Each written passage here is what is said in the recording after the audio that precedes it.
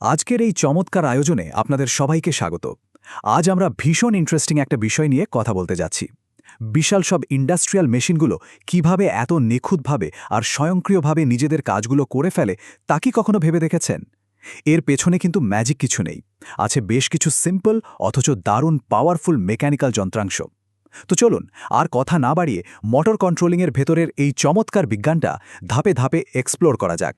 কারখানার সেই দৈত্যাকার ভারী মেশিনগুলোর কথা একটু কল্পনা করুন তো। আশেপাশে কোনো মানুষ নেই, কেউ কোনো নির্দেশ দিচ্ছে না, অথচ এগুলো একদম কাঁটায় কাঁটায় ঠিক সময় থেমে যাচ্ছে, আবার প্রয়োজনে উল্টো দিকে ঘুরতেও শুরু করছে। কিভাবে সম্ভব এটা?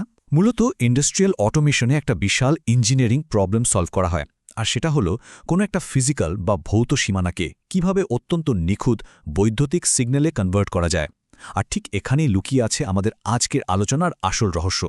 আজকের এই পুরো জার্নিতে আমরা কি জানব তার একটা কুইক ওভারভিউ দিয়ে দিচ্ছি। প্রথমে ইন্ডাস্ট্রিয়াল অটোমেশনের একদম বেসিক কনসেপ্ট, এরপর লিমিট সুইচের মেকানিজম, ডিজিটাল কাউন্টারের ওয়্যারিং, ফরওয়ার্ড আর রিভার্স ইন্টারলকিং লজিক, এবং সবশেষে রিয়েল ওয়ার্ল্ডে বা শিল্পক্ষেত্রে এর দারুণ সব ব্যবহার নিয়ে আমরা কথা বলবো।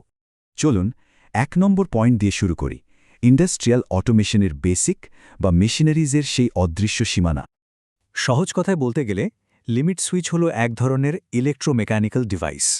এর প্রধান কাজই হলো কোনো একটা বস্তু বা মেশিনের চলন্ত পার্টস একটা নির্দিষ্ট জায়গায় পৌঁছালো কিনা তা ফিজিক্যালি স্পর্শ করে চিনে ফেলা, আর এটা শনাক্ত করার সাথে সাথেই মিলিসেকেন্ডের মধ্যে এটি মোটরকে একটা ইলেকট্রিক্যাল কমান্ড বা নির্দেশ পাঠিয়ে দেয় যে এখন থামতে হবে নাকি কাজের দিক বদলাতে হবে। সোজা ভাষায় এই সুইচগুলি হলো বিশাল সব মেশিনের অটোমেটেড চোখ আর কান। তো এই চোখ কান আসলে কাজ করে কিভাবে? চলুন ২ নম্বর সেকশনে আমরা মাইক্রো সুইচের একদম ভেতরের মেকানিজমটা একটু দেখে নিই। এই ভেতরের মাইক্রো সুইচটার মূলত দুটো প্রাইমারি ইলেকট্রিক্যাল স্টেট বা অবস্থা থাকে। একটা হলো নর্মালি ওপেন বা এনও, আর অন্যটা হলো নর্মালি ক্লোজড বা এনসি। খুব সিম্পলভাবে বললে, নর্মালি ওপেন অবস্থায় সার্কিটটা অসম্পূর্ণ থাকে, জাস্ট একটা কানেকশনের জন্য ওয়েট করে। অন্যদিকে নর্মালি ক্লোজড অবস্থায় সার্কিটটা আগে থেকেই পুরোপুরি কানেক্টেড থাকে, কেবল ব্রেক হওয়ার অপেক্ষায় থাকে। এই দুই অবস্থার চটজলদি পরিবর্তনের মাধ্যমেই কিন্তু পুরো সিস্টেমটা একদম নিখুঁতভাবে কন্ট্রোল করা হয়। আচ্ছা, মেশিনের কোনো চলন্ত অংশ যখন লিমিট সুইচে এসে সজোরে ধাক্কা দেয় তখন ঠিক কি ঘটে জানেন? প্রথমেই সুইচটা ফিজিক্যালি ট্রিগার হয়। ঠিক ওই মিলিসেকেন্ডের ভেতরেই এর ভেতরের অবস্থার একটা ম্যাজিক্যাল শিফট ঘটে। মানে যেটা ওপেন ছিল সেটা ক্লোজড হয়ে যায়, আর যেটা ক্লোজড ছিল সেটা ওপেন হয়ে যায়। আর এই সাডেন পরিবর্তনের ফলে যে ইলেকট্রিক্যাল সিগন্যালটা তৈরি হয় সেটাই সরাসরি মোটরে গিয়ে তাকে বলে দেয় স্টার্ট বা স্টপ। চলুন ৩ নম্বর ধাপে যাই। এই যে এত সিগন্যাল তৈরি হলো, এগুলোকে ডিকোড করবে কে? এই কাজটাই করে কন্ট্রোল মডিউল বা ডিজিটাল কাউন্টার। এখন একটা ডিজিটাল কাউন্টারের ওয়্যারিং কিন্তু একদম কাটায় কাটায় নিখুঁত হতে হবে। যেমন ধরুন, এর ১ এবং ৩ নম্বর টার্মিনালে সরাসরি ২২০ ভোল্ট এসি সাপ্লাই দিতে হবে। এরপর ৬ নম্বর টার্মিনালটা বরাদ্দ থাকবে ১০ ভোল্ট সেন্সরের কানেকশনের জন্য, আর শেষে ৮ নম্বর টার্মিনালে যাবে পজিটিভ ইনপুট। বুঝতেই পারছেন, এই স্পেসিফিক কানেকশনগুলোর যে কোনো একটায় সামান্য ভুল হলে পুরো অটোমেশন সিস্টেমটাই কিন্তু বসে পড়বে। ব্যাপারটা যাতে একদম মাথায় গেঁথে যায়, তাই আরেকবার মনে করিয়ে দিচ্ছি। ২২০ ভোল্ট এসি সাপ্লাই ঠিক রাখা আর সেন্সরের ইনপুটগুলো সঠিক টার্মিনালে পাঠানোই হলো এই পুরো কন্ট্রোল সার্কিটের একেবারে মূল ভিত্তি বা হার্ট। এই ওয়্যারিং লজিকটা পারফেক্টলি কাজ করলেই আমরা লিমিট সুইচের ইনপুটগুলোকে মোটরের মাধ্যমে আসল কাজে রূপান্তর করতে পারব।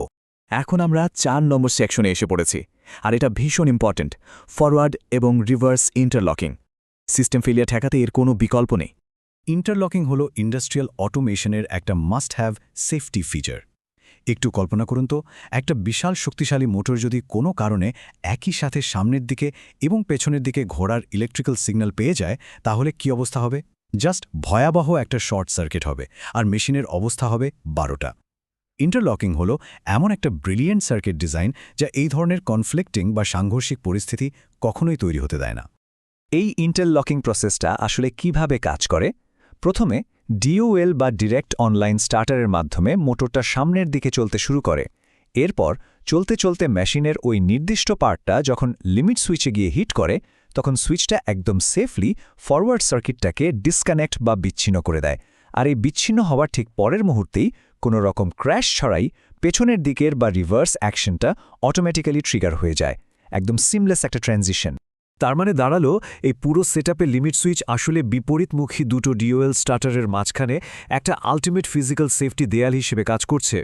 ফরওয়ার্ড আর রিভার্স এই দুটো সাংঘর্ষিক সিগন্যাল যাতে কোনোভাবেই একে অপরের সাথে ধাক্কা না খায় সেটা নিশ্চিত করার একদম চূড়ান্ত রক্ষাকবচ হল এই সুইচ।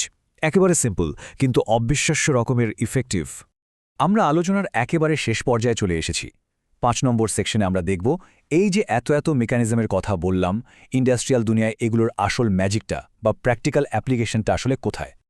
সত্যি বলতে এই লিমিট সুইচ আর ডিজিটাল কাউন্টারের সঠিক ব্যবহারের উপরই বড় বড় কারখানার অনেক কিছু নির্ভর করে।